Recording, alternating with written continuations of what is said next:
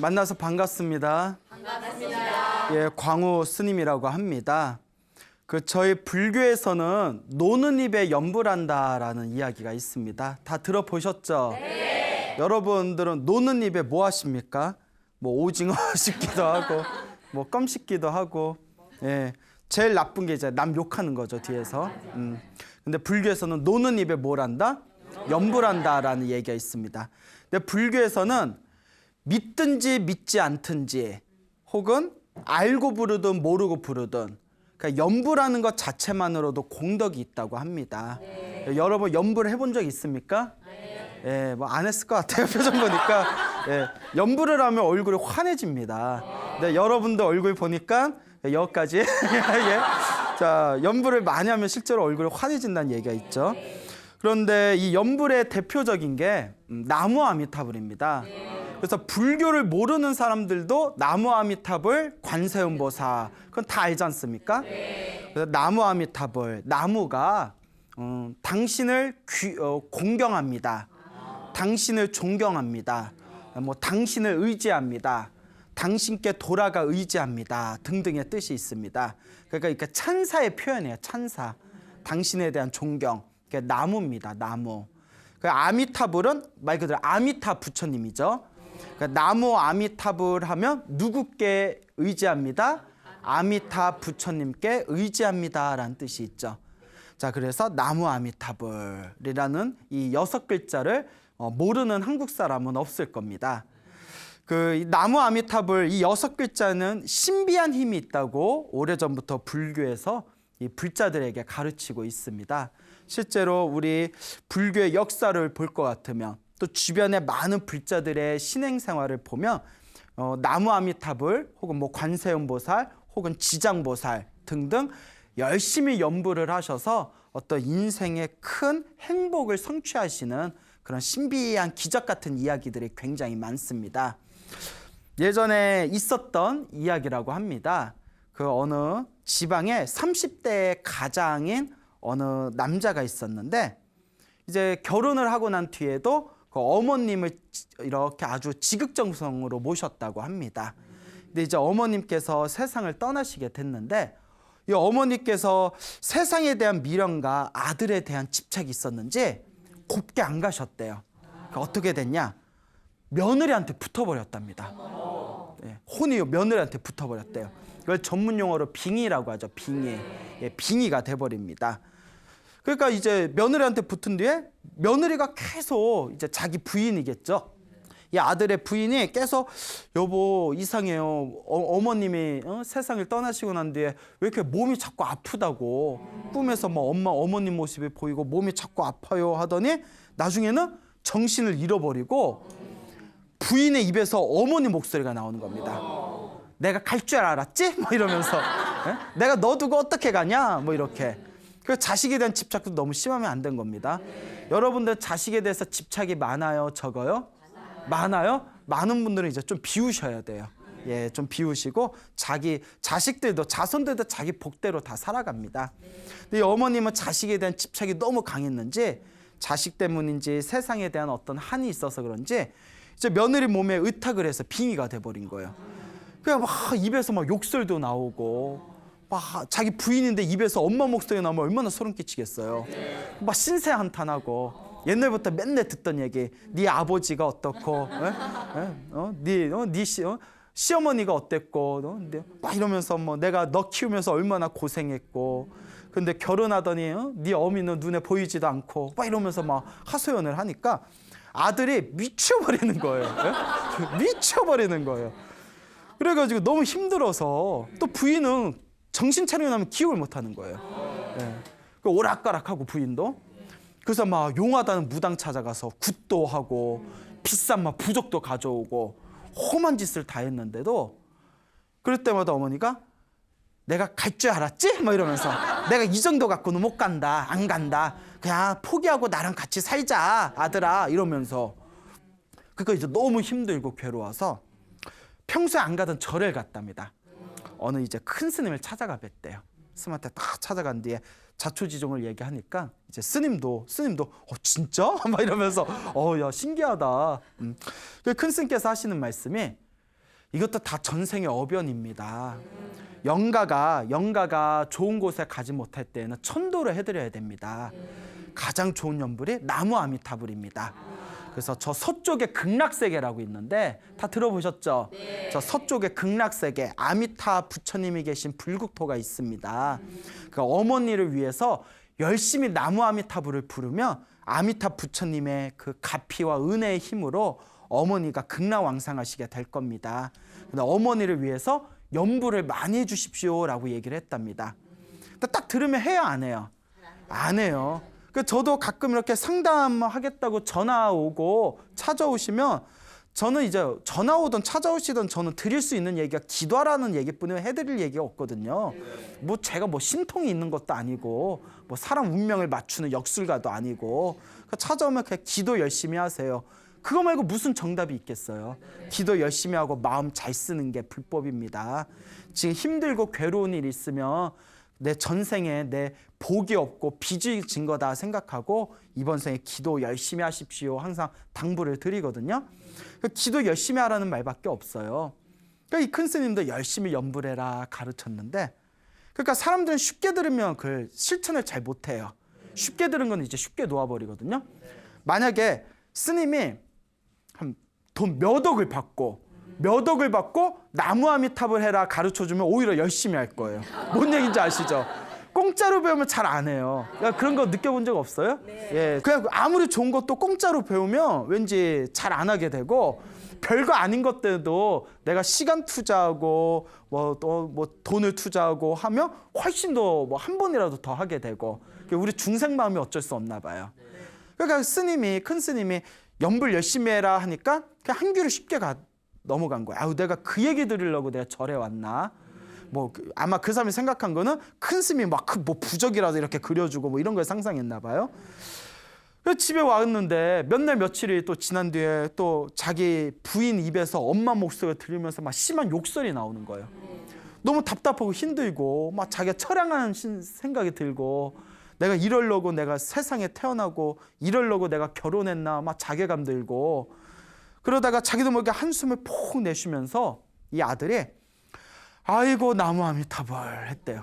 아이고 나무 아미타불 했더니 얼마나 답답하면 아이고 나무 아미타불 했더니 갑자기 그 엄마가 깜짝 놀라면서 야, 너 뭐 했냐? 네 몸에서 빛이 난다 야 이러더래요. 네 몸에서 빛이 난다. 그거 아니 나 한 거 없는데? 예? 내가 뭘 했지? 근데 나무 아미타불 했잖아요. 그래서 혹시나 하고 나무 아미타불 했더니 야, 네 몸에서 빛이 난다 또 이러는 거예요. 그때 나무 아미타불 연불할 때마다 죽은 귀신 눈에는 뭘로 보이나 보다? 빛으로 보이나 보다. 그래서 계속 나무 아미타불 연불하니까 엄마가 놀래가지고 야야 하지마 네 몸에서 막 빛이 나와가지고 내가 가까이 할 수가 없잖니. 그 말에 힘을 얻어서 아들이 지극정성으로 연불을 했대요. 나무 아미타불 지극정성으로 연불을 하니까 그 이제 며느리도 이제 제정신으로 돌아온 거예요. 그러니까 자기 부인한테 자취지종을 얘기한 뒤에 나무 아미타불이 효과가 있는 것 같소. 그러니까 우리 지극정성은 나무 아미타불 불러봅시다. 그러니까 낮이나 밤이나 부부가 열심히 어머님을 위해서 나무 아미타불 불렀대요. 그 아들이 항상 마음속으로 연불을 하면서 거룩하신 부처님, 아미타 부처님, 우리 어머님이 부디 세상에 대한 모든 미련과 집착을 내려놓고 좋은 곳으로 가게 해주십시오. 우리 어머니 천도되게 해주십시오. 간절하게 발언하면서 계속 나무 아미타불을 불렀대요. 그래서 나무 아미타불 하루 종일 나무 아미타불 부르다가 몇 날 며칠이 지났답니다. 그러다가 꿈을 꿨는데 아들 꿈에 어머니가 나타났대요. 아주 고운 옷을 입고 환한 미소를 하면서 어머니가 꿈에 나타났더니 내가 정신을 잃고 어리석어서 너를 좀 괴롭혔구나. 너무나 미안하다. 네가 열심히 기도해 준 덕분에 내가 좋은 곳으로 떠난다. 아들아 잘 살아라 하면서 이렇게 허공으로 싹 사라지는 꿈을 꿨답니다. 그 꿈을 꾸고 나서 그 평소에 막 자꾸 몸이 아프다고 하던 부인이 병이 싹 나았대요. 병이 싹 낫고 더 이상 어머니가 나타나지 않았다라는 그런 신비한 이야기가 있습니다. 믿습니까 여러분? 네. 예. 자, 이와 같이 옛날부터 우리 불교에서는 이 연불에는 신비한 힘이 있다고 가르쳤습니다. 예. 자, 이와 같이 옛날부터 불교에서는 이 연불에는 강력한 신비한 힘이 있다고 가르치고 있습니다. 그러니까 여러분들도 꿈자리가 뒤숭숭할 때, 뭔가 가슴이 답답할 때, 여러분들 나무아미타불이나 이 부처님의 연불을 하면서 마음을 잘 다스린다면 반드시 효과가 있다 없다? 효과가 있다는 것을 명심하시기 바랍니다. 어떤 분의 실제 체험담이라고 합니다. 그 어떤 거사님께서 군대에 있을 때 경험하신 거라고 하는데, 좀 이름을 대기는 뭐하고 그 군부대 혹시 신뢰가 될 수 있으니까 강원도에 뭐 이렇게 전방에 부대가 있었는데 사건 사고가 끊이질 않았대요. 그 저도 이제 군대 다녀왔고 우리 남자분들께서도 군대 다녀오신 분들은 그 사건 사고 많은 부대는 귀신 얘기가 많지 않습니까? 예, 아시죠? 뭐 초소를 쓰고 있었더니 뭐 귀신을 봤다느니 뭐 별 희한한 얘기들 많거든요. 근데 그런 것도 또 무시할 수 없는 뭔가가 있는 것 같아요. 그러니까 그 군부대에 사건 사고가 굉장히 많았는데 또 하필이면 또 귀신 얘기가 그렇게 많아요. 막 귀신을 봤다느니 막 그런 아주 희한한 얘기들이 많았는데, 그 군대에는 그 교회가 있고 성당이 있고 법당이 있거든요.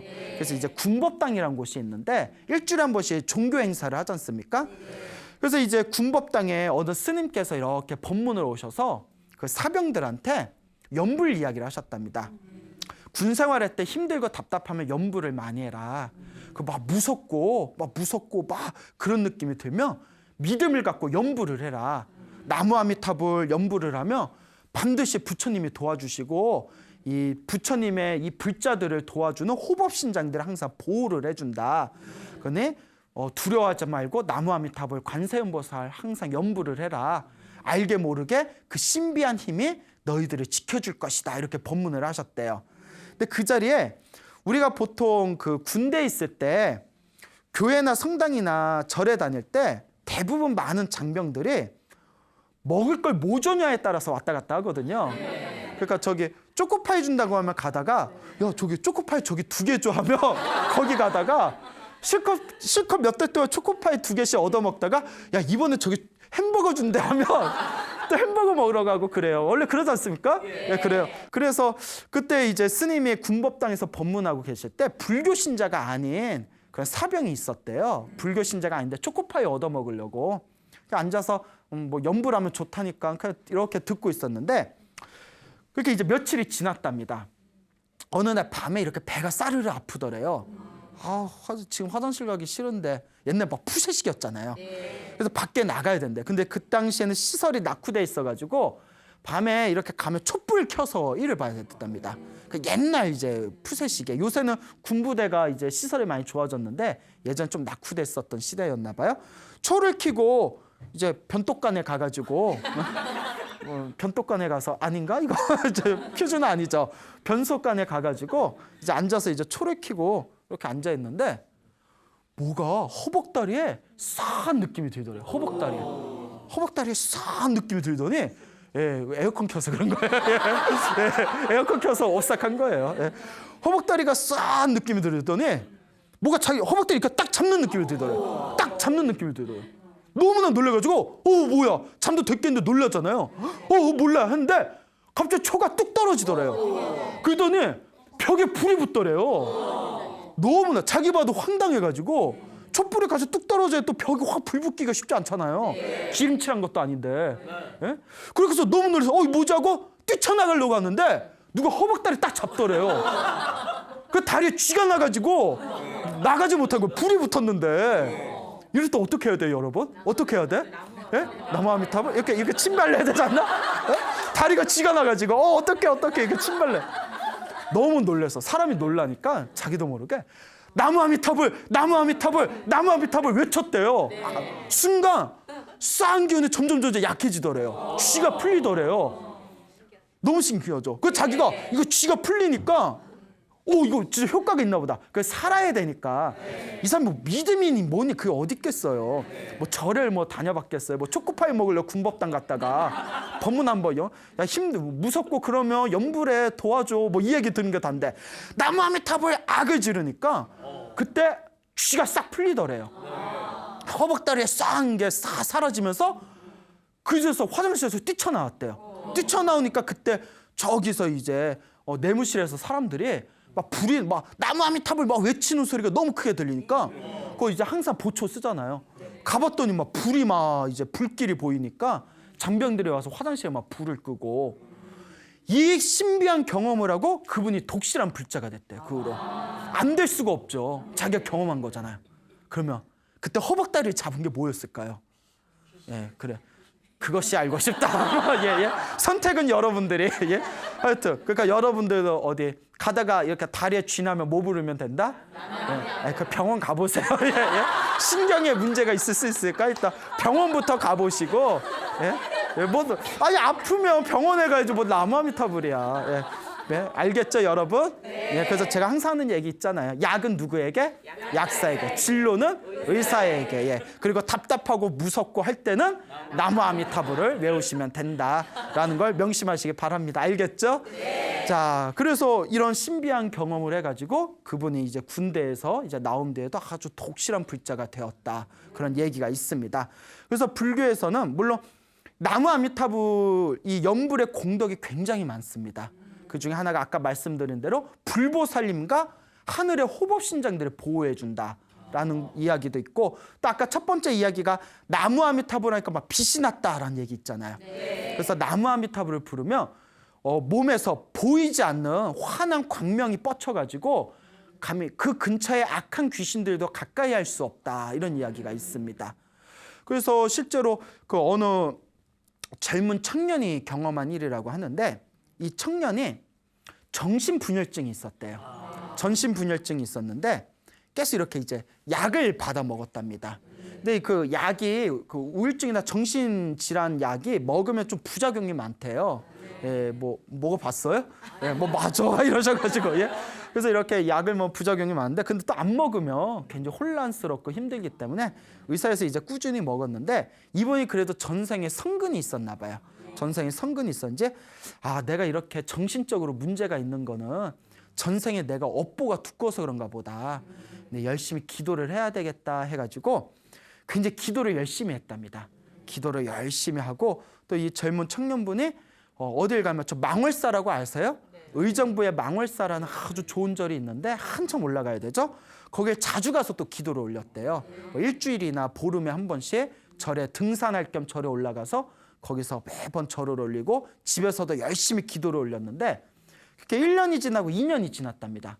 거의 3년 다 돼갔을 때 꿈을 꿨는데 꿈에 여자가 나타났대요. 여자가 나타났는데 꿈에 여자 나타나서 자기를 이렇게 노려보더래요. 자기를 이렇게 꿈에서 노려보더니 내가 너한테 당한 걸 생각하며 평생을 괴롭혀주고 싶은데 네가 너무 열심히 기도를 해가지고 너와 나의 악연이 다 많이 녹아서 사라졌다. 이제 내가 이제 원한을 내려놓고 내가 사라질 테니 잘 살아라 하면서 잡뼈 인사를 하면서 여자가 싹 사라지더랍니다. 그래서 꿈에서 딱 깼는데 그 뒤로 이렇게 좀 정신질환 증세가 되게 좋아졌대요. 그래서 나중에 의사하고 상담을 해서 의사가 나중에는 결국 약을 조금씩 줄이자고 하더래요. 약을 줄여서 그 꿈을 꾸고 난 뒤에는 약을 줄인 뒤에 나중에는 완전히 그 치료가 돼가지고 약을 다 끊었답니다. 약 없이도 생활할 정도로 일상생활이 가능해졌다라는 이야기를 어디선가 들은 적이 있습니다. 자, 이와 같은 경우에 우리가 이 연불이라는 게 또 우리가 지은 전생의 업보를 녹여주는 강력한 역할을 발휘하기도 합니다. 그러니까 여러분들도 일상생활 가운데 노는 입에 연불한다 그랬죠? 네. 그러니까 연불이 쉬워요. 연불이. 여러분 걸을 때도 뭐 하면 돼요? 그냥 마음속으로 나무 아미타불 관세음보살 하면 되고 또 여러분 설거지할 때도 뭐예요? 나무 아미타불 관세음보살. TV 볼 때도 뭐예요? 나무 아미타불 관세음보살. 네. 그래서 이렇게 항상 스스로 마음속에 연불하고 또 연불을 챙기는 게 은은하게 여러분들의 어떤 불보살의 가피와 은혜를 입을 수 있는 강력한 통로가 된다라는 것을 좀 마음속에 잘 담아두시길 바랍니다. 알겠죠? 네. 자, 그리고 우리 불교에서는 옛날부터 또 이런 속담이 있습니다. 염라대왕 아시죠? 네. 염라대왕 본 적 있어요? 네, 다행히 아직 없구나. 네, 염라대왕 보일 때면 이제 얼마 안 남았다는 거예요. 염라대왕은 연불을 비방하는 사람을 제일 미워하고 연불을 열심히 하는 사람을 존중하고 존경한다라는 속담이 있습니다. 염라대왕은 연불을 비방하는 사람을 미워하고 연불하는 사람을 존중한다라는 속담이 옛날부터 있었는데요. 우리 조선 시대 때 내려오던 불교 설화입니다. 조선 시대 세종 때, 세종대왕 아시죠? 네. 세종 때 저 함경북도에 왕랑이라는 사람이 있었답니다. 이름이 왕랑이에요. 왕랑. 왕랑이라는 사람이 있었는데 이 왕란에게 부인이 있었답니다. 일찍 결혼해서 부인이 있었는데 부인의 이름이 이제 성이 송씨였나 봐요. 그래서 송씨 부인 불렀는데 결혼하고 몇 년 지나지 않아서 부인이 물에 빠져서 죽어버렸답니다. 물에 빠져서 죽었는데 그래서 이 왕량이 이제 호라비로 지내게 됐대요. 호라비로 살다가 10년이 지난 어느 날, 부인이 죽어서 10년이 지난 어느 날 밤에 이렇게 잠을 자고 있는데 밤에 바람이 휙휙 하고 불더래요. 그러더니 여보 이러더래요. 그래서 아니 내 여보는 10년 전에 죽었는데 이거 누구 목소리요 하고 눈을 떠봤더니 10년 전에 죽었던 송씨 부인이 딱 나타나더래요. 여보 저 당신의 부인 송씨요 이러더래요. 깜짝 놀래가지고 우리 같으면 사람이냐 귀신이면 사라지고 사람이면 곡절을 이야기하거라 뭐 옛날 사극에나 나올 법한. 그래서 너무 놀래가지고 아니 10년 전에 물에 빠져 죽은 그대가 이제서야 왜 나타난 거요 하니까 그 송씨 부인이 하는 얘기가 이렇게 잠만 자고 있을 때가 아니요. 내일 밤에 염라대왕이 저승사자를 데려와서 당신을 데려갈 터이니 지금 이렇게 잠만 잘 때가 아닙니다. 깜짝 놀란 거예요. 아니 내가 내 나이가 몇 살이라고 벌써 잡아간단 말이요. 그러니까 이 부인이 하는 얘기가 송씨 부인이 내가 10년 전에 죽었는데 이 염라대왕이 아직까지 나에게 심판을 내리지 않았습니다. 그러면서 당신을 불러다가 당신이 수명에 닿을 때까지 불러다가 당신이 오면 같이 심판을 해가지고 우리를 지옥에 보낸다고 하니 내일이면 저승사자가 당신 찾으러 오는 날입니다. 그러니까 지금 이러고 있을 때가 아닙니다. 정신 좀 차리십시오 하니까 남편이 놀래서 아니 저기 염라대왕이 뭐하러 당신을 10년 동안 심판을 안 하고 뭐하러 나를 기다렸다가 심판해서 지옥에 보낸단 말이오. 생각해보면 나 그렇게 나쁘게 살아온 것 같지는 않은데. 그러니까 요 부인이 하는 얘기가 우리가 어리석게 살았습니다. 살아생전에 우리 이웃집에 안씨라는 사람이 있었는데 안씨가 매일매일 나무아미타불을 열심히 연불하지 않았습니까? 매일매일 열심히 연불하는 나무아미타불 연불하는 안씨를 우리가 뒤에서 비웃고 욕하고 어리석다고 막 우리가 욕하고 비방하고 평소에 부처님을 믿지 않고 스님들을 미워하지 않았습니까? 그 업이 지중해서 당신이 죽을 때까지 기다렸다가 당신하고 나하고 한꺼번에 심판을 해서 우리를 지옥에 함께 보낸다고 합니다. 그런데 정신 차리십시오 하면서 내가 저승에서 당신이 살 비방을 알아왔어. 가만히 보니까 꼭 사람들이 죽은 뒤에 어떤 사람한테는 염라대왕은 화를 내고 신경질을 내고 욕설을 하는데 어떤 사람이 찾아오면 염라대왕을 벌떡 일어나가지고 손을 맞잡고 합장을 하고 너무너무 잘해주는 겁니다. 옆에서 가만히 지켜보면서 염라대왕이 도대체 어떤 사람들한테 저렇게 잘해주나 했더니 어떤 사람한테 잘해준다? 연불하는 사람한테 잘해준다. 그리고 연불하는 사람한테 잘해준다. 그러니까 당신도 지금 이렇게 잘 때가 아니라 서쪽 벽에다가 나무 아미타불이라고 써놓고 향을 피운 뒤에 지금부터 나무 아미타불에 간절히 정성껏 외우십시오라고 당부를 하는 겁니다. 그러니까 남편이 알겠어 라고 이제 이야기를 하면서 이제 벌떡 일어나서 창호지에 이제 거기 이제 큰 종이에다가 나무 아미타불이라고 크게 써놓고 서쪽 벽에다 붙여놓은 뒤에 그때부터 계속 연불을 하는 거예요. 잠도 안 자고 먹는 것도 아껴가고 그냥 물만 마시고 계속 나무 아미타불 내일 밤에 온댔으니까 계속 나무 아미타불을 연불하니까 그때 이제 다음날 이제 밤이 됩니다. 계속 나무 아미타불 연불하는데 또 바람이 휙 하고 부는 거예요. 그러면서 시커먼 그림자 5개가 싹 찾아오는 겁니다. 5명의 저승사자가 찾아온 거예요. 저승사자가 쫙 찾아오더니 여봐라 왕랑아 하고 찾아왔는데 나무 아미타불 연불하고 있는 거 보고 저승사자들이 깜짝 놀란 거예요. 연불하고 있네? 그래서 저승사자들이 그 벽에다 붙여놓은 나무 아미타불에다 다 절을 하더래요. 저승사자들이. 저승사자 다 절을 하고 연불하고 있는 왕랑한테 절을 하더래요. 딱 절을 하더니 선상님 이러면서 예? 선생님 우리가 염라대왕의 명을 받고 오랏줄에 묶어서 끌고 오라고 명을 받았는데 이렇게 연불을 열심히 하시는 분인 줄 몰랐습니다. 우리가 연불하시는 분을 우리가 귀하게 여기기 때문에 함부로 우리가 대할 수는 없지만 우리가 그 염라대왕이 오랏줄에 끌고 오라고 했는데 차마 오랏줄에 맬 수는 없고 일단 저승에는 한번 같이 가시죠 하고 부탁을 하더랍니다. 야, 진짜 이게 뻥이면 뻥은 이 정도는 쳐야 돼. 예? 염라대왕이 연불하는 사람한테 막 굽실거리고. 예? 자, 그러니까 이제 왕랑이 뭐 염라대왕이 보자는데 가야죠 하고 이렇게 갔답니다. 그래서 5명이 이제 저승사자를 이제 따라서 딱 저승에 싹 갔더니 염라대왕에 딱 있다가 왕랑이 오는 걸 보고는 화를 버럭 내더랍니다. 저승사자들한테 이 자스가 막 이러면서 이 자식들아 오랏줄에 꽁꽁 매가지고 끌고 오라고 했더니 저 녀석이 뭐가 잘렸다고 저렇게 어깨를 피고 이렇게 걸어오냐고. 그리고 왜 이렇게 늦게 왔냐고 화를 벌럭 내니까 왕랑 무서워서 야 염라대왕 생긴 것만큼 성격도 참마 이러면서 네? 자 그러니까 이제 저승사자들이 가가지고 우리가 끌고 오려고 갔는데 벽에다가 나무 아미타불을 붙여놓고 연불을 너무 열심히 하셔가지고 연불하는 사람들을 함부로 대할 수가 없지 않습니까 하니까 염라대왕이 흠칫하고 놀라는 거예요. 연불을 해?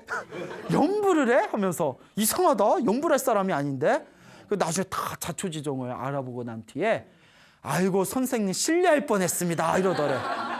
저희 저승의 법도는 연불을 열심히 하는 분들을 VVIP로 대우죠 합니다. 하마터면 저희가 크게 실수할 뻔했습니다. 예? 그래, 당신이 짱입니다 이러면서 이렇게 연불을 열심히 하시던 분이 어쩌다가 살아생전에 저 부인 송씨하고 이웃집에 연불을 열심히 하던 안씨라는 사람을 뒤에서 막 비방하고 욕하고 손가락질하고 부처님의 법을 믿지도 않고 스님들이 찾아오면 막 미워하고 그 업이 너무나 두꺼워서 기다리고 있다가 당신이 죽으면 부인하고 함께 심판을 내려가지고 지옥에 보내려고 했는데 그래도 죽기 전에 열심히 연불을 하셨다니 그 연불 짧지만 그 짧은 연불의 공덕만으로도 업장이 많이 가벼워졌습니다.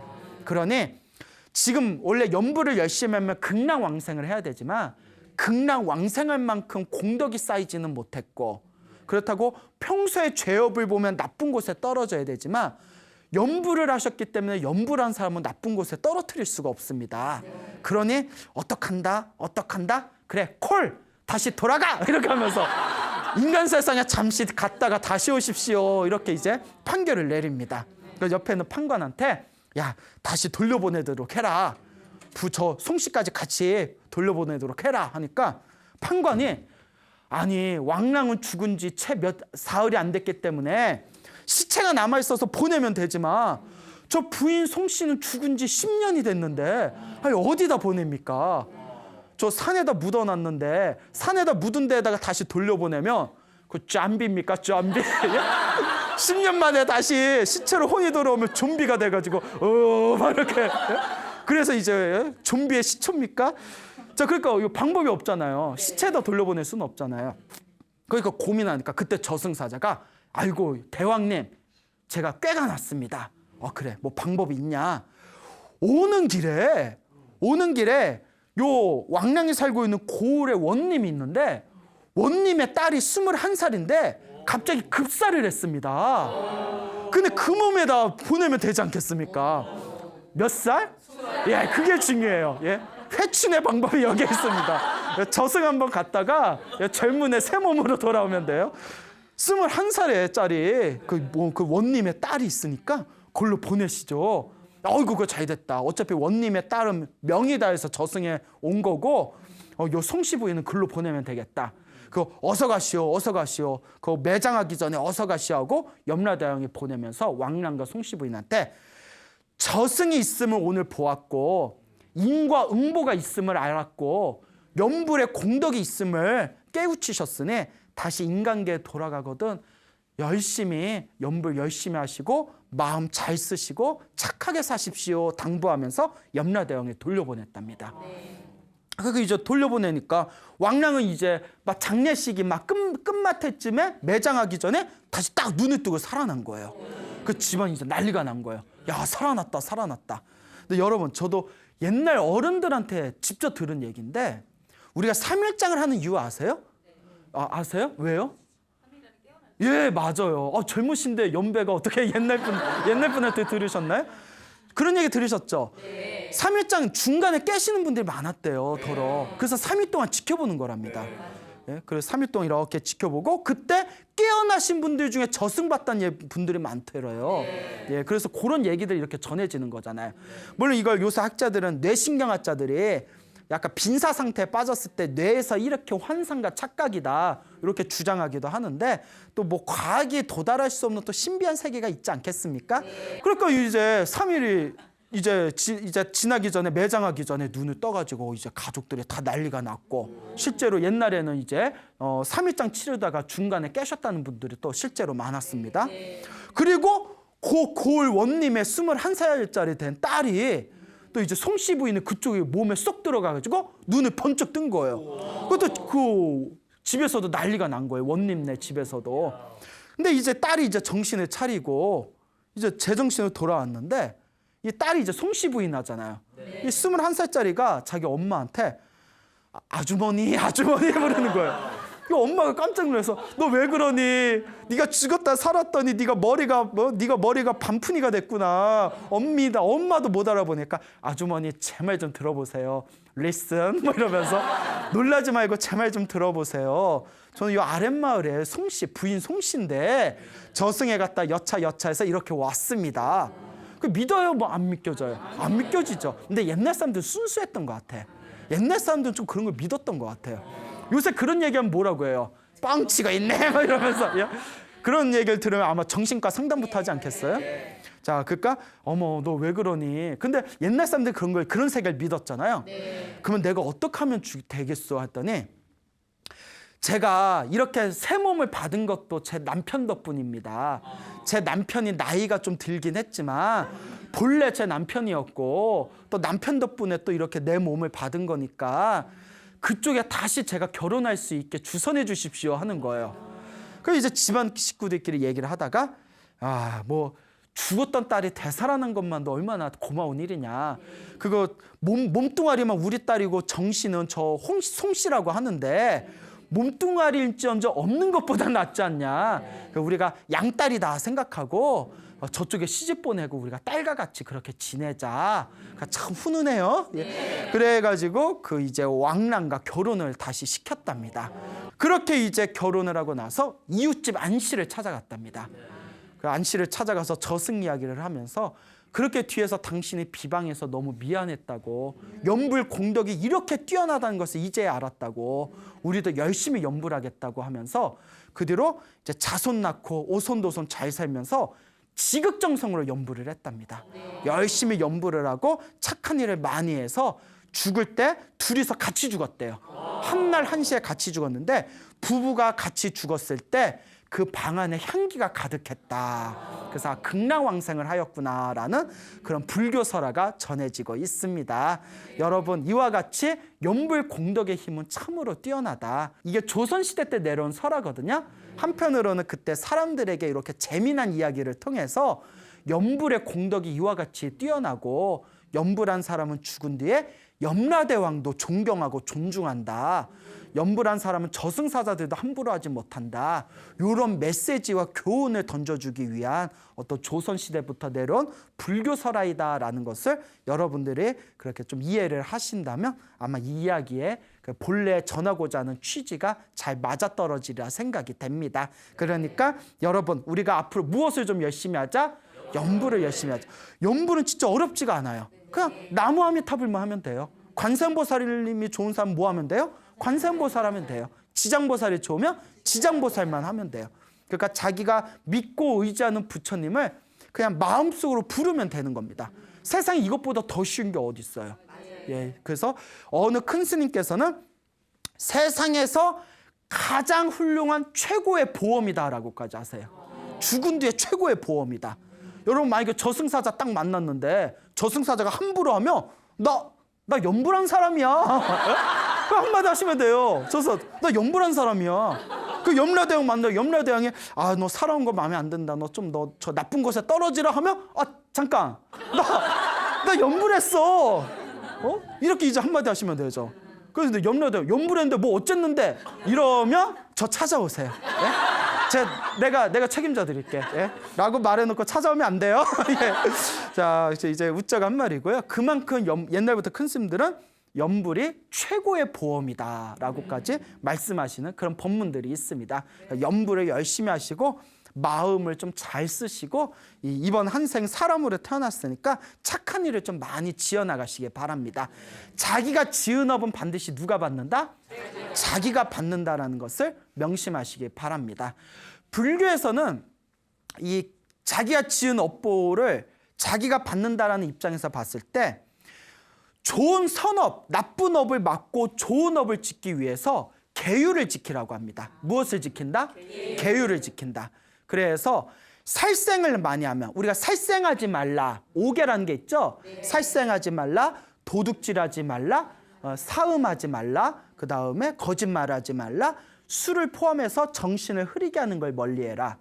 살생을 많이 하면 다음 세상에 단명을 하거나 몸에 병이 많은 과보를 얻는데요.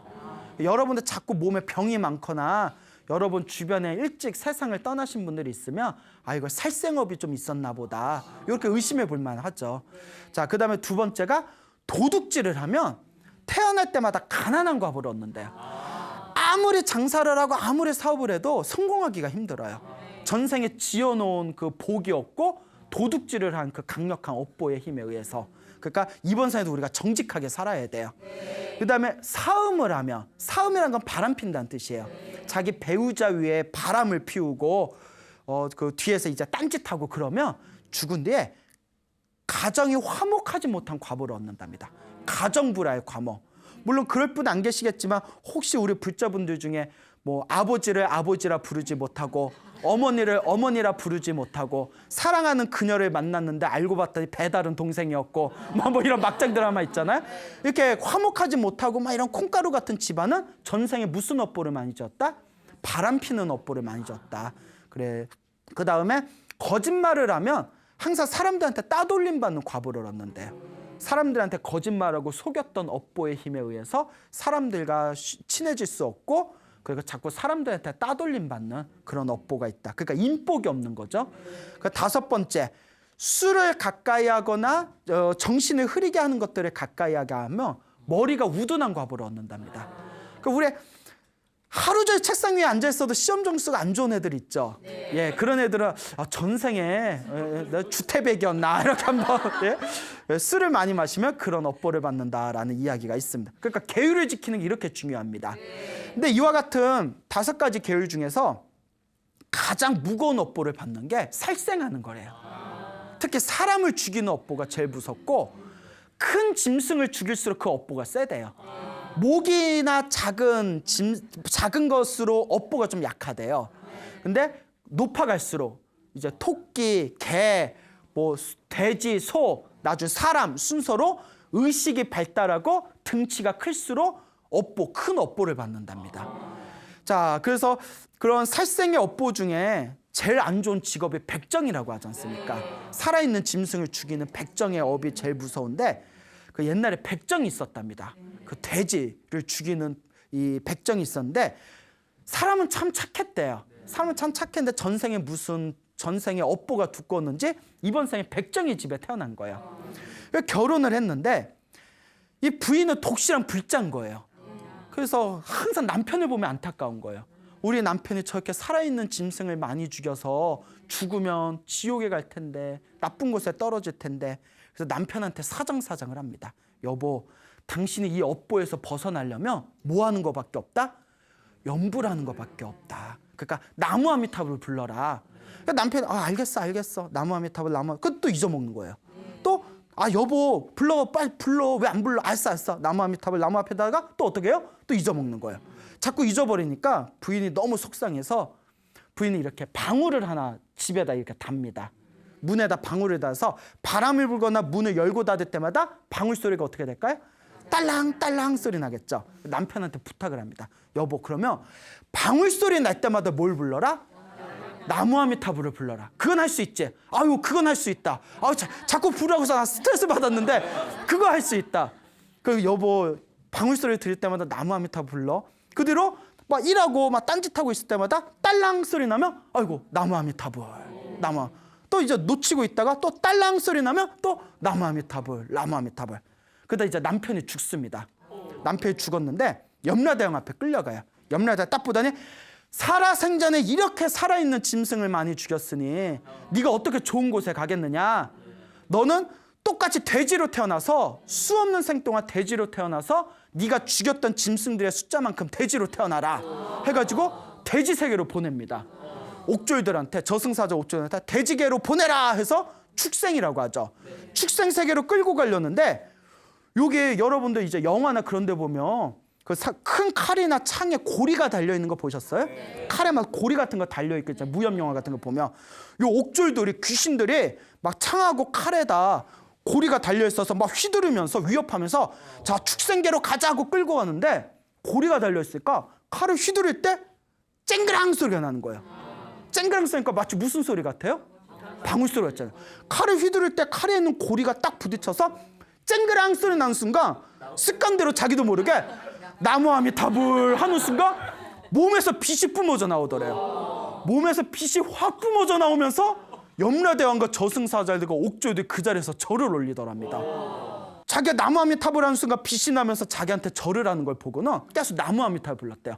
나무아미타불 부르는데 순간 하늘이 쪼개지면서 저승의 하늘이 쪼개지면서 서쪽 하늘에서 연꽃이 내려오더랍니다.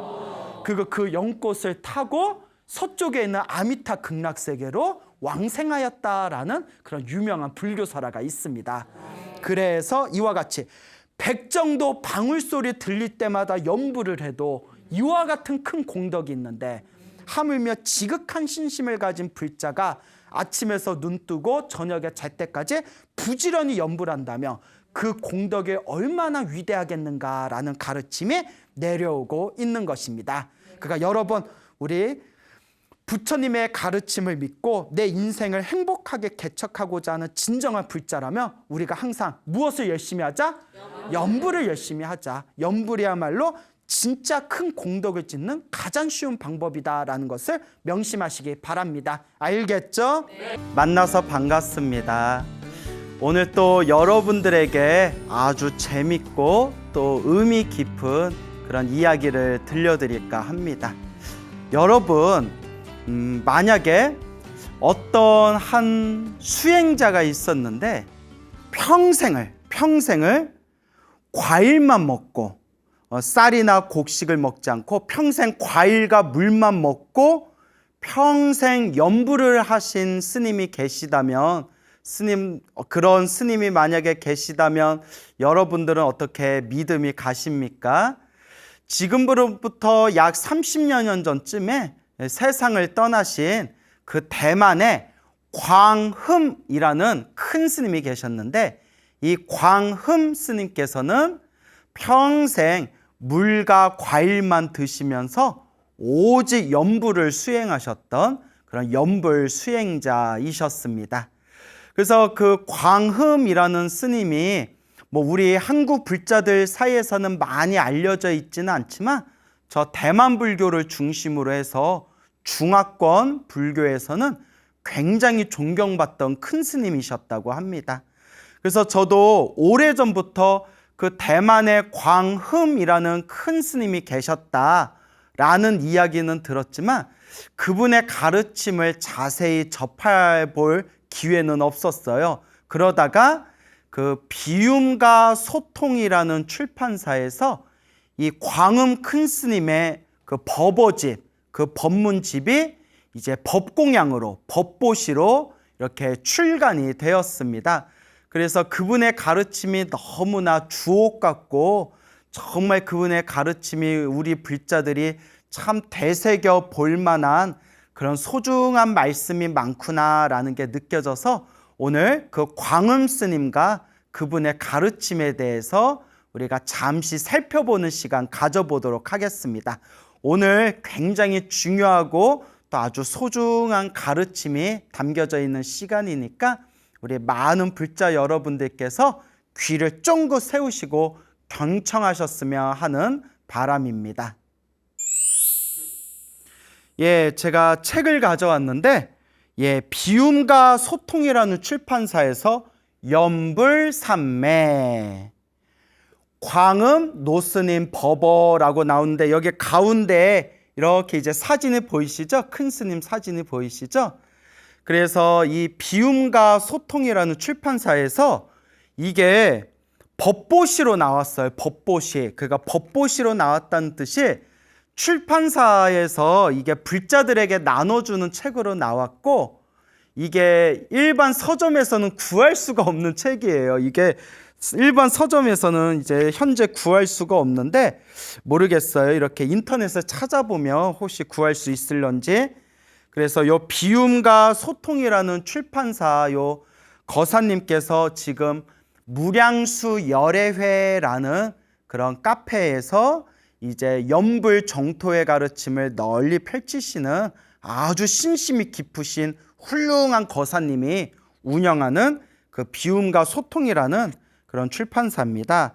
그래서 여기에 각산 정원규 거사님, 여러분 우리 불자 여러분들의 베스트셀러인 오대산 노스님의 인과 이야기, 또 뭐 능언심주 이야기 같은 우리 불교계 베스트셀러 책들을 또 집필하셨던, 번역하셨던 각상 정원규 거사님이라는 분이 또 이렇게 번역을 하셔서 이 책이 나왔습니다. 그래서 이 책에 있는 내용이 참 내용이 좋더라고요. 내용이 좋아서 여기에 담겨져 있는 그 광은 스님의 일대기와 그분의 가르침에 대해서 우리가 한번 살펴보는 시간 가져보도록 하겠습니다. 제가 시력이 굉장히 안 좋아서 이렇게 책으로 보면 제가 눈이 좀 많이 안 좋아요. 그래서 제가 전자책에다가 글씨를 좀 키워가지고 그렇게 제가 읽도록 하겠습니다. 한번 잘 들어보세요. 평생 과일만 먹고 연불한 스님, 광흠 큰 스님, 1892년생이시고 1986년도에 세상을 떠나셨습니다. 광흠 노스님에게는 여러 가지 별칭이 있다. 호랑이를 조복시켰다고 해서 복호화상이라고 하며, 호랑이를 이렇게 굴복시키셨대요. 호랑이를 굴복시키셨는데 그 이야기가 또 잠시 후에 나옵니다. 호랑이를 조복시켰다고 해서 복호화상이라고 하며, 대만으로 건너와서 평생 과일만 드시고 생명을 유지하였기 때문에 과일 스님이라고 하였으며, 평생 물과 과일만 드셨대요. 평생을 일반인이 행할 수 없는 장자불화를 하였기 때문에 고행승이라고도 한다. 이와 같이 광흠 노스님의 일생은 일반인과는 다른 특별하고 신기한 면이 많이 있다. 또 평생을 장자불화를 하셨다. 장자불화는 눕지 않고 서 있거나 평생 앉아 있는 수행이에요. 그래서 눕지 않고 등을 땅바닥에 대지 않고 앉아서 정진하거나 계속 서 있는, 그래서 등을 땅바닥에 대지 않는 수행을 장자불화 수행이라고 하는데, 이 장자불화 수행을 평생을 닦으셨다고 합니다. 광음 노스님은 일생 동안 연불 수행을 하였으며 인욕보살이라고 할 정도로 절에서 힘든 일을 도맡아 하며 밤에 잠을 자지 않고 연불하였다고 한다. 이 광음 큰 스님께서는 오직 평생의 수행이 바로 이 나무아미탑을 연불 수행이셨다고 합니다.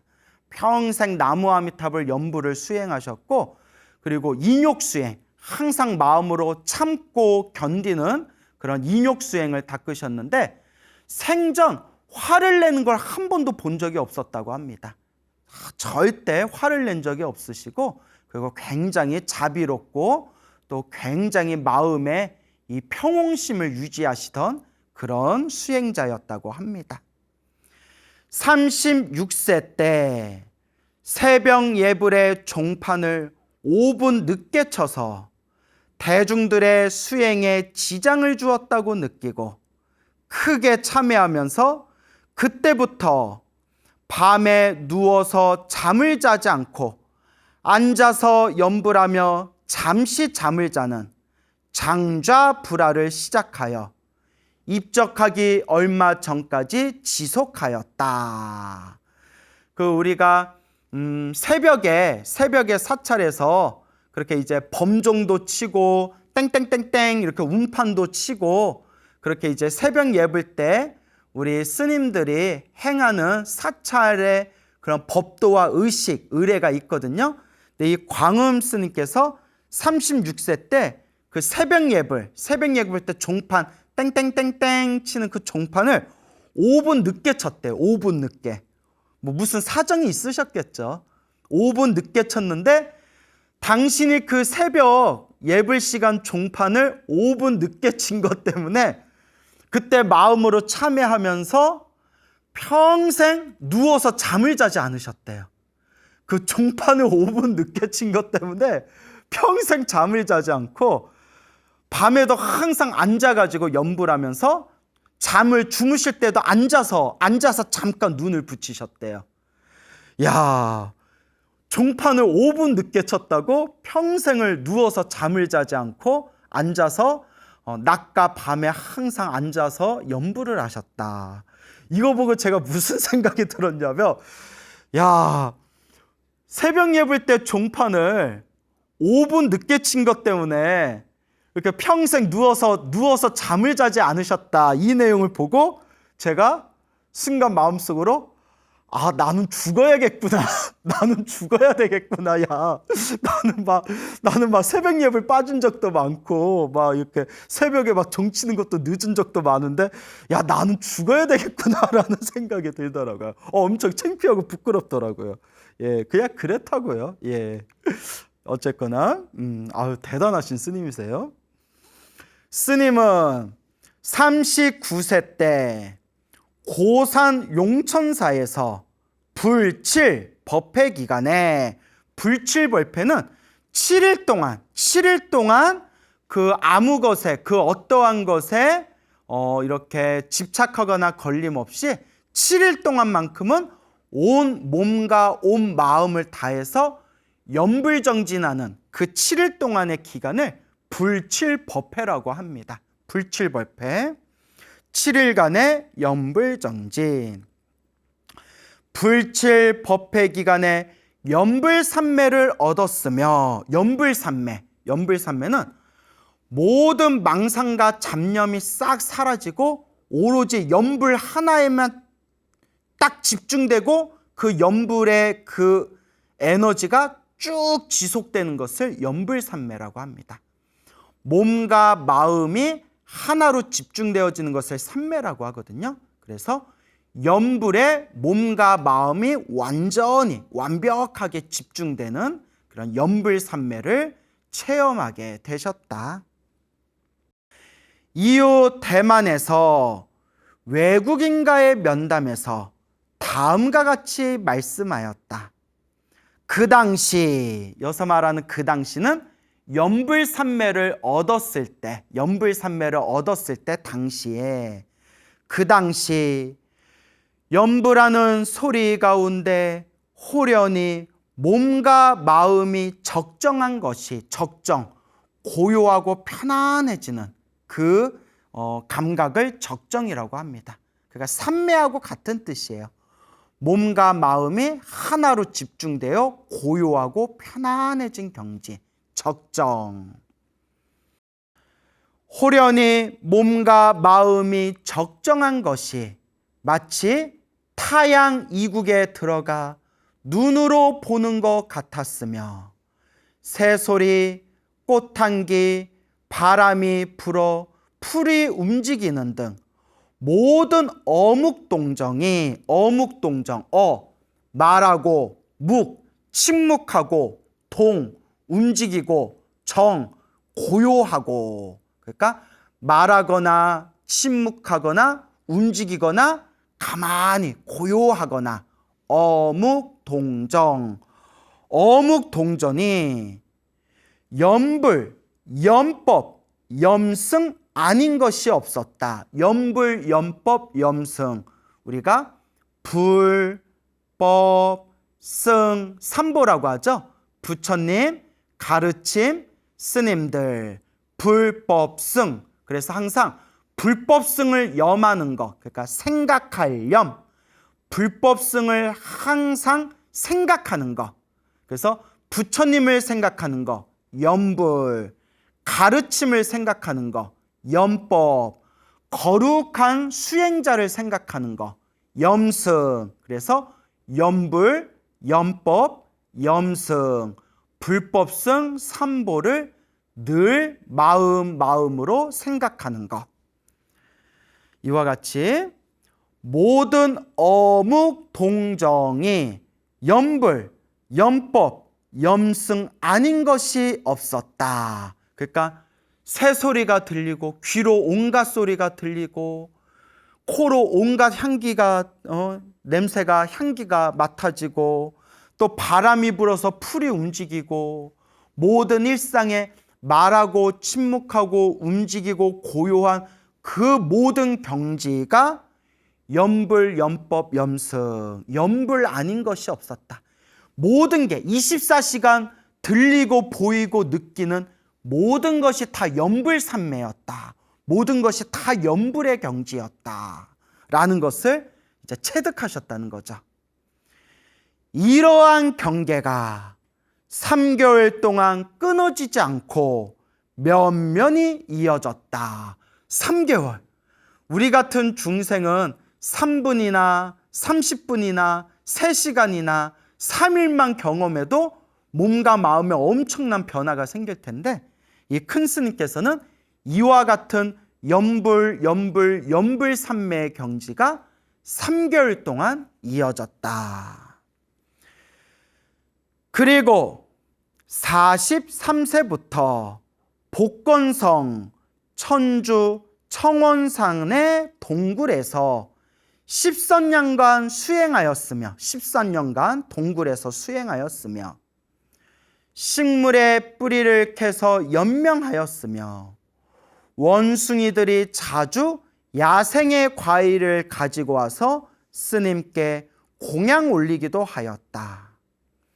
이 기간 호랑이 한 마리에게 삼귀일을 해준 후 그 호랑이는 가족 호랑이를 데리고 와서 스님의 동굴을 지켜주었다고 해서 복호화상이라는 이름이 생기게 되었다.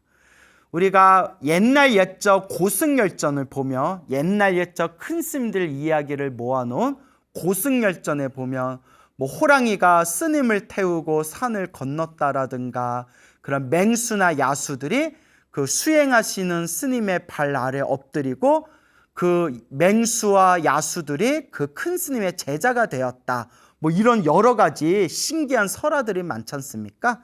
네, 이 광흥 큰 스님께서도 그 어느 산속 깊은 곳에서 14년 동안 동굴에서 수행을 하는데 그때 이제 먹을 게 없으니까 식물의 뿌리를 캐드시고 그리고 스님의 수행력에 감동받은 야생 원숭이들이 와가지고 스님께 그 야생의 과일들을 따다가 공양 올리고 그리고 호랑이를 만났는데 호랑이에게 부처님께 귀해라 가르침에 귀해라 승가에 귀해라 불법승 삼보에 귀해라 호랑이에게 삼귀개를 내려준 뒤에 그 호랑이가 자기네 호랑이 가족들끼리 와서 스님의 동굴 앞을 지켜주었다 뭐 등등의 그런 정말 믿을래야 믿을 수 없는 그런 이야기가 되겠습니다. 뭐 이런 걸 어떻게 믿으라고 어떻게 우리가 강요할 수가 있겠어요. 다만 저도 그 광음 스님의 일대기에 나오는 내용을 그 책에 나온 대로 이렇게 읽어 드리는 겁니다. 이 기간 4개월간의 긴 산매에 들어가 하마터면 화장을 당할 뻔하였는데, 자, 이게 무슨 말이냐면 광음 큰 스님께서 깊은 이렇게 연불산매에 깊이 들어가셔서 그 연불을 하시면서 아주 깊은 선정의 상태, 깊은 명상 상태에 들어가셨는데 4개월 동안 움직이를 않으셨대요. 4개월 동안. 4개월 동안 연불산매에 들어가셔서 움직이지를 않으시니까, 깊은 선정에 들어가서 움직이지를 않으니까 사람들이 이렇게 숨을 쉬는 것 같지도 않고 몸이 4개월 동안 전혀 움직이지를 않으니까 큰 스님이 입적하신 것 같다, 이 스님이 세상을 떠나신 것 같다 해서 하마터면 4개월 동안 깊은 명상 상태에 들어가 있던 그 광음 스님을 화장할 뻔했대요. 다비를 올릴 뻔했대요. 우리 화장하는 의식을 다비식이라고 하잖아요. 하마터면 큰 스님, 살아있는 큰 스님을 그냥 살아있는 채 화장을 할 뻔했대요. 예, 사람들이 이제 잘 모르니까. 자, 그래서 그 당시 그 지역과 가까운 곳에서 홍법 활동을 하시던, 홍법, 그러니까 포교 활동을 하시던, 부처님의 법을 널리 전하는 전법 포교 활동을 하시던 홍일대사에게 연락하여, 홍일대사도 저 중국 불교에서 100여 년 전 중국 불교의 근대 4대 고승 중에 한 분으로 불리던 분이에요. 4대 고승. 그래서 뭐 연불 정토의 인광대사, 뭐 또 그 우리 계율제일 홍일대사, 그 다음에 참선제일 허운대사, 그리고 인간 불교를 주장하셨던 뭐 태여대사 하셔가지고 100여 년 전 근대 중국의 4대 고승 중에 한 분으로 손꼽히던 홍일대사께서 때마침 근방에 계셨답니다. 그래서 홍일대사에게 연락하여 광음 스님의 지금 상태가 산매에 든 것인지 아니면 입적하신 것인지, 이렇게 수행의 깊은 명상 상태, 선정 산매에 드신 것인지, 아니면 앉은 채 숨이 딱 끊기셔가지고 입적에 드신 건지 감정해달라고 부탁하였다. 지금 같으면 이제 병원에 모시면 되죠. 병원에 가서 호흡이 살아있나, 맥박이 살아있나, 심장이 뛰고 있나, 뇌파가 이제 작동하고 있나, 지금 같으면 이제 병원에서 또 살펴볼 수도 있겠죠. 홍일대사는 급히 오셔서 살펴보시고는 이 상태는 정말 얻기 힘든 산매의 상태라고 하면서 홍일대사께서 깜짝 놀라신 거예요. 이야, 지금 이 상태는 옛날 책에서만 나오던 그런 신비의 경지다. 이 시대에서 이런 경지에 갔다는 것은 정말 희유하고 정말 놀라운 일이다 라고 감탄하시면서 손가락을 3번 튕겨서 광음 스님을 선정해서 깨어나게 하였다. 손가락을 3번 튕겼다는 게 우리가 딱 하는 거 있잖아요. 예, 손가락을 3번 튕겼다는 게 탄지가 소리 나게 딱 하고 손가락을 딱딱딱 소리가 나게 3번 튕기니까 광음 스님이 그때서야 선정해서 깨어나셨다.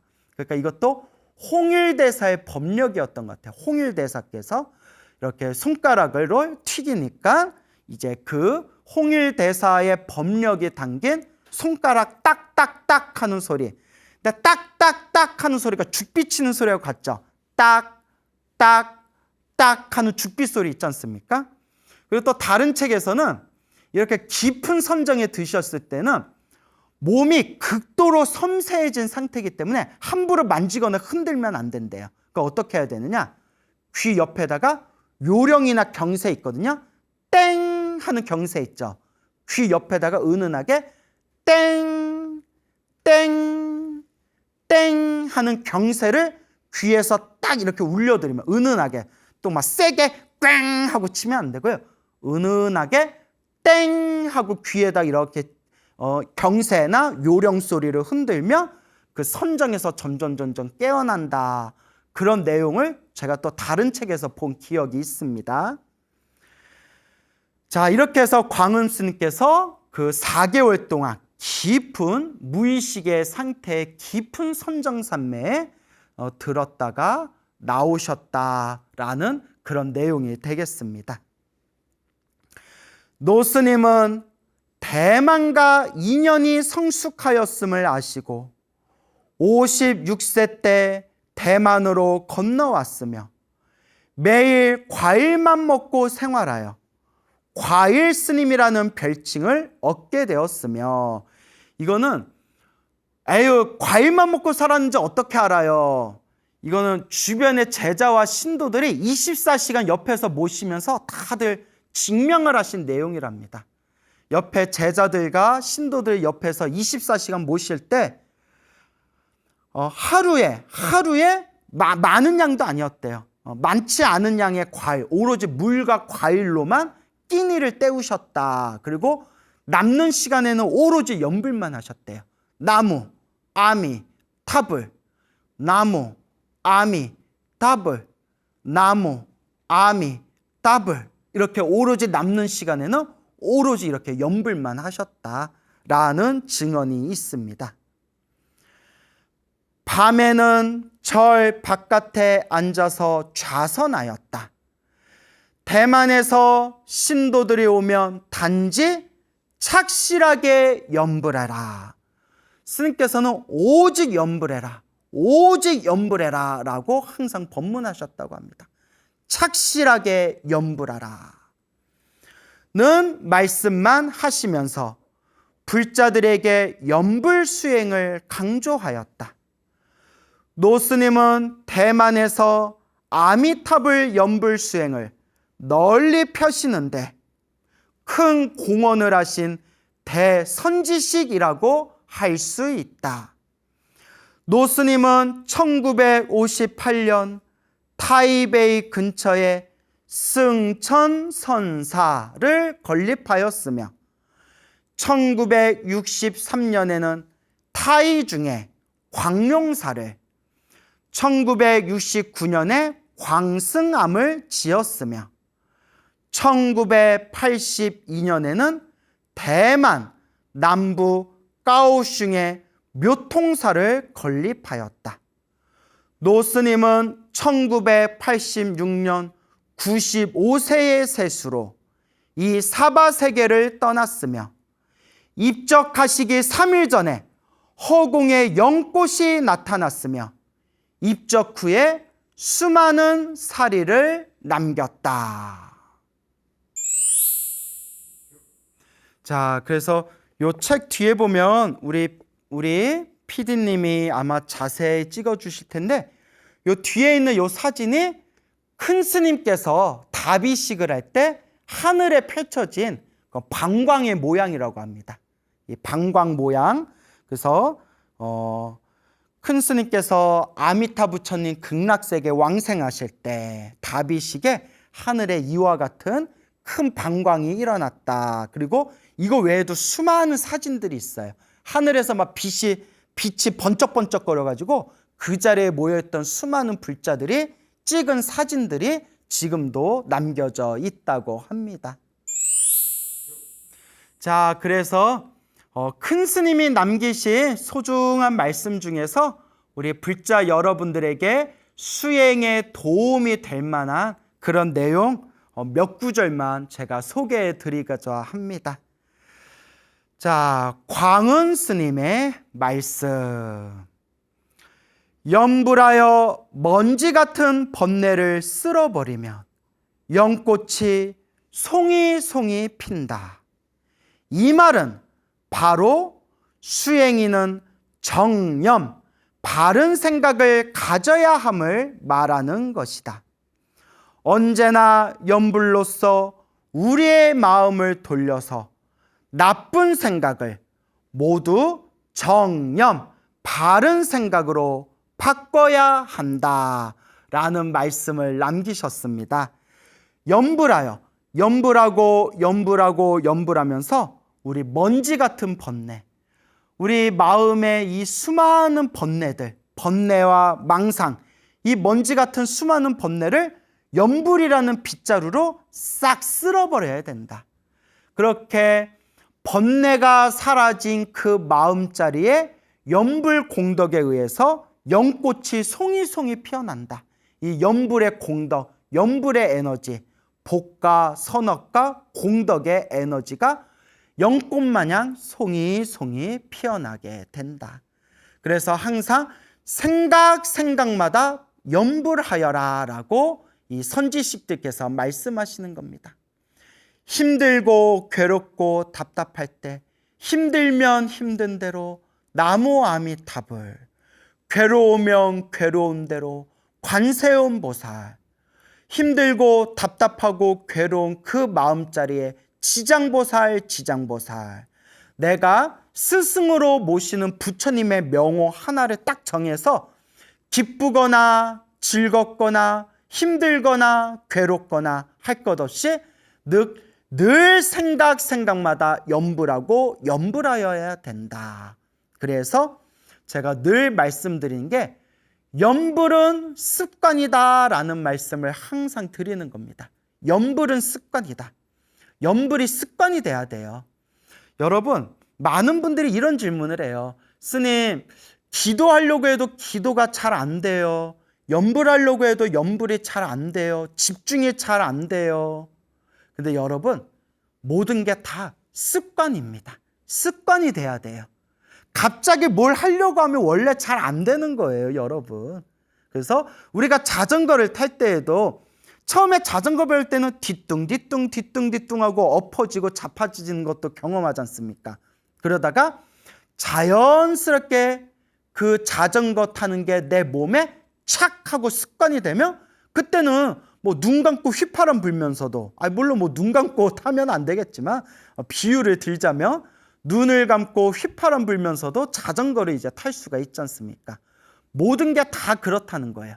염불도 안 된다 생각하지 말고 한 번 더 나무 아미타불, 두 번 더 나무 아미타불, 세 번 더 나무 아미타불, 아미타불, 관세음보살, 지장보살, 지금 이 순간 염불하는 게 내 마음자리에 딱 하고 되새겨지고 내 마음자리에 딱 하고 그 염불이 습관이 되어야 된다. 이렇게 바른 생각, 염불이라는 바른 생각을 꾸준히 이어나가며 마치 가랑비에 어느새 옷이 흠뻑 젖듯이, 그리고 알게 모르게 향냄새에 내 옷이 그 향냄새에 은은하게 그 향냄새가 배이듯이, 그리고 그 물방울 한 방울이 바위를 뚫듯이 염불이 습관이 되면 내 마음자리에 연꽃이 송이 피어나게 된다라는 것을 우리가 명심해야 할 것입니다. 자, 또 두 번째 말씀입니다. 수행은 자기를 의지하여 수행해야 한다. 마치 한 잔의 물과 같이 그대가 마시기 전에는 그 맛을 모르며 마신 후에야 그 맛을 안다.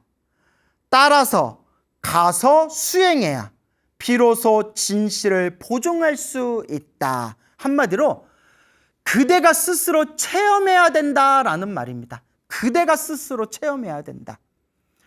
우리가 한 잔의 물을 직접 마셔보기 전에는 그 물맛을 알 수 없듯이 콜라나 사이다를 마시지 못한 사람한테는, 평생 동안 콜라와 사이다를 맛보지 못한 사람한테는 입으로, 말로 아무리 콜라와 사이다 맛을 아무리 가르쳐 주려고 하더라도 100% 완벽하게 그 맛을 가르쳐 줄 수가 없듯이 결국 수행도 이와 같다. 수행도 스스로가 맛봐야 된다. 내 스스로 의지하여 스스로가 체험해야 된다라는 말씀이 되겠습니다. 그래서 제가 우리 불자님들께 늘 드리는 이야기가 있지 않습니까? 여러분, 불교는 지식의 종교가 아닙니다. 불교는 지식의 종교가 아니라 수행의 종교. 수행을 통해서 스스로 체험한 체험의 종교, 실천의 종교, 내가 스스로 경험해야 되는 경험의 종교가 돼야 된다. 그래서 우리 불자님들 중에서도 참 똑똑하신 분들이 많아요. 똑똑하신 분들이 많은데 의외로 깜짝 놀라는 게 불교를 너무 지식으로만 헤아리려는 경향이 있는 사람들도 많아요. 물론 불교는 지식도 중요합니다, 여러분. 저는 지식을 부정하지 않습니다. 지식도 중요해요. 왜 지식이 중요하냐? 올바로 알아야 올바로 갈 수 있기 때문입니다. 그래서 또 우리 불자님들 중에서도 절에 다니면서 기도는 정말 열심히 하는데 제대로 경전 공부를 안 해서 굉장히 왜곡되고 잘못된 불교 지식을 가진 분들이 굉장히 많아요. 조금 있는 게 아니라 굉장히 많아요. 심지어 이분은 절에 다니면서 부처님께 기도하는데 사고방식이 샤머니즘 무속신앙인지 부처님이 경전에서 말씀하신 불교의 가르침인지 그것 자체를 제대로 구분하지도 못하고 제대로 올바른 부처님 견해를 갖추지 못하고 그렇게 절에 다니면서 기도하는 그런 분들도 제가 많이 봤어요. 근데 그런 분들한테는 제가 좋은 말씀을 해드리려고 해도 잘 안 통해요. 왜냐? 이미 나는 잘났다. 이미 나는 내가 알고 있다라는 아상, 아집이 이미 딱 들어차 있기 때문에 부처님 경전에 있는 좋은 올바른 말씀을 전하려고 하더라도 그게 제대로 그분들과 이제 그 가르침을 전달하기가 어렵더라고요. 그래서 때때로 초심이 제일 중요한 거예요. 초심. 처음 배울 때 부처님 가르침을 처음 만나고 처음 배울 때 백지와 같은 순수한 상태가 스펀지처럼 물을 쫙 빨아들이게 되거든요. 그래서 첫걸음이 중요하구나. 만약에 스님 저는 이미 절에 오래 다니면서 이것저것 주워 들은 게 많습니다 라는 분들은 지금이라도 내가 알고 있는 걸 싹 다 비워버리고 오직 부처님 경전의 가르침으로 돌아가야 됩니다. 근데 제가 신도들한테 막 저런 질문을 많이 받아요. 뭐가 어떻고 질문 다 받을 때마다 정말 막 화딱지가 나고 막 화가 나고 짜증날 때가 있어요. 솔직히 말하면. 제가 그러면 안 된다는 거 아는데 정말 막 짜증나고 답답할 때가 있어요. 왜냐하면 제가 소나무를 제가 진행한 지 7년이 돼요. 7년이 됐는데 7년 동안 했던 얘기를 막 목이 아프도록 몇 번씩이나 했던 얘기를 또 물어보고 또 물어봐요. 내가 잠깐 흥분한 것 같아요. 죄송합니다, 여러분. 내가 잠깐 흥분한 것 같은데. 그러니까, 나를 놀리나? 이런 생각까지도 들 때가 있고. 그래서, 사람들 수준이 한결같지가 않나 보구나. 왜냐하면, 이미 소나무에서 수없이 가르쳐 드리고 했던 얘기를 또 하고 또 물어보니까, 막 어떨 때는 기운이 탁 빠질 때도 있어요. 이거 옛날에 내가 몇 번이나 했던 얘기인데 이런 질문이 왜 또 하는 걸까? 믿음이 부족한 걸까요? 모르겠어요. 그래서 여러분 모든 정답은 부처님 경전 안에 다 있어요. 그래서 제가 스님 말도 100% 믿지 말아라. 요 광우 스님 입도 광우 스님 말도 100% 믿지 말아라. 오직 부처님의 말씀, 부처님 경전 안에 모든 정답이 다 있습니다. 부처님 말씀, 부처님 경전을 의지해라 라는 말씀을 늘 드리는 겁니다. 내가 알고 있는 걸 싹 비우고 부처님의 경전에 의지하라. 그러면서 부처님 경전을 보는 것으로 끝나면 안 되고 자기가 그 물맛을 직접 느끼는 것은 내가 직접 마셔봐야 되는 거죠. 그래서 부처님 말씀, 부처님 경전을 스승으로 삼아서 지식의 종교가 아니라 내가 직접 수행하고 실천하는 체험의 종교가 돼야 된다. 그게 바로 불교의 가르침이다 라는 말씀을 드리고 싶습니다. 자, 또 읽어보겠습니다. 어떠한 경계를 만나든지 간에 지금 당장 첫 번째 생각이 바로 염불하면서 다른 생각이 일어나지 않아야 한다. 딱 생각이 일어날 때 생각이 일어나는 걸 딱 알아차린 순간 내 마음을 염불로 돌리라는 거예요. 생각이 딱 일어나면 나무 아미타불, 나무 아미타불. 생각이 또 딱 일어나면 관세음보살, 관세음보살. 생각마다 염불하고 염불하고 염불해라. 그러면 우리 팔식의 밭 가운데, 팔식의 밭은 우리 무의식의 마음, 우리 마음자리를 뜻합니다. 마음밭, 마음자리. 비로소 모두 염불의 종자가 된다. 따라서 평상시에 염불 공부를 수지할 때 바로 일체 음성을 듣고 모두 염불의 음성으로 돌려야 한다. 모든 세상의 소리가 들릴 때 그걸 다 나무 아미타불, 나무 아미타불, 염불의 마음으로 다 돌리라는 겁니다. 새소리, 차소리, 사람소리 등이 모두 부처를 염하고 법문을 염하고 승가를 염하는 것이어야 한다.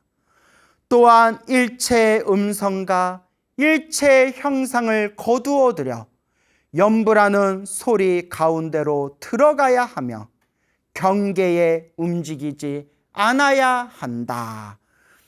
우리 앞에 펼쳐진 모든 현상에 흔들림이 없이 오직 이 마음자리에 염불하고 염불하고 염불해라 라는 말씀이 되겠습니다. 자, 계속 읽어보겠습니다. 염불할 때 망상이 많으면 그것, 망상을 관여하지 않는 것이다. 저도 그런 질문 많이 받거든요. 스님, 염불하고 기도할 때 망상 잡념이 많이 일어나요. 어떻게 해야 돼요? 그럴 때마다 늘 드리는 말씀이 신경 쓰지 말고 염불에만 집중해라.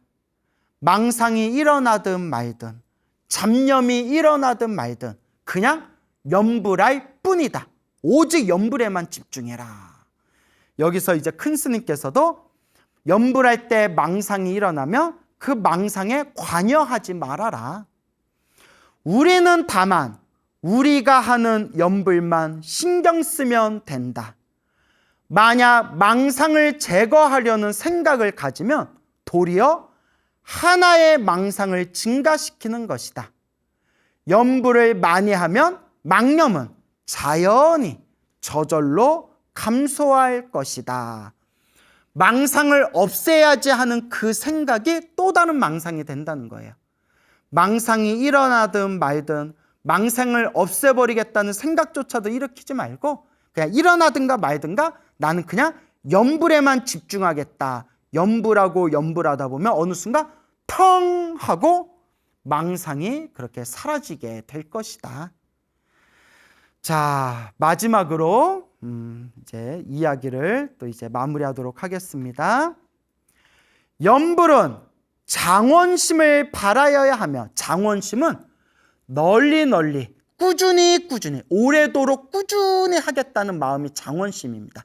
당장에 내가 끝내야지 라는 그런 속효심, 급한 마음이 아니라 오래오래 꾸준히 반드시 내가 완성하겠다라는 그런 넉넉한 마음을 뜻합니다. 염불은 장원심을 바라여야 하며 끊어짐이 있어서는 안 된다. 마치 작은 계곡의 물이 물줄기가 크거나 작음을 불문하고 언제나 끊임없이 대해로 흘러가는 것과 같다.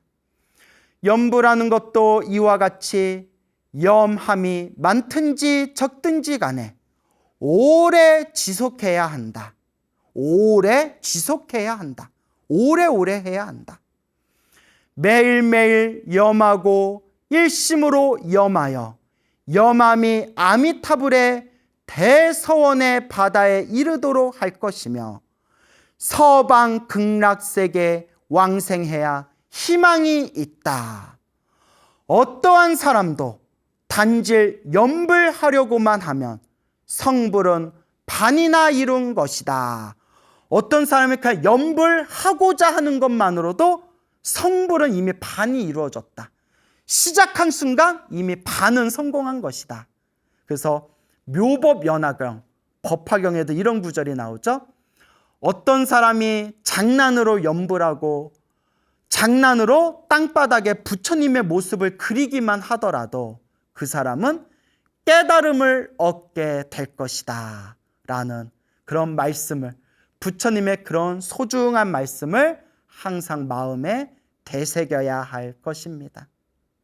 오늘은 그 대만의 아주 위대하셨던 큰 스님, 그런 광음 노스님의 법어를 소개해드리는 시간을 가져봤습니다. 오늘 시간을 통해서 우리 소나무를 보신 많은 애청자분들께서 이 마음에 영불공덕의 씨앗이 깊이 뿌리를 내리고 심어졌으면 하는 바람입니다. 여러분, 우리가 인생을 살아가면서 어떻게 해야 인생을 잘 살 것인가? 유일한 해답, 유일한 정답은 오직 수행밖에 없습니다. 오직 수행. 그리고 이 말법 시대 가장 좋은, 가장 쉬운, 가장 훌륭한 수행법 중에 하나가 바로 염불 수행입니다. 우리 불자님 늘 염불하고 늘 수행하면서 마음의 공덕을 무럭무럭 키워나가시기 바랍니다. 여러분, 행복해지고 싶습니까? 행복한 삶을 창조하고 싶습니까? 복을 지으십시오. 선업을 지으십시오. 공덕을 쌓으십시오. 복과 선업과 공덕의 힘이 여러분들을 진정한 행복의 길로 이끌어 줄 것입니다. 여러분, 성불하십시오.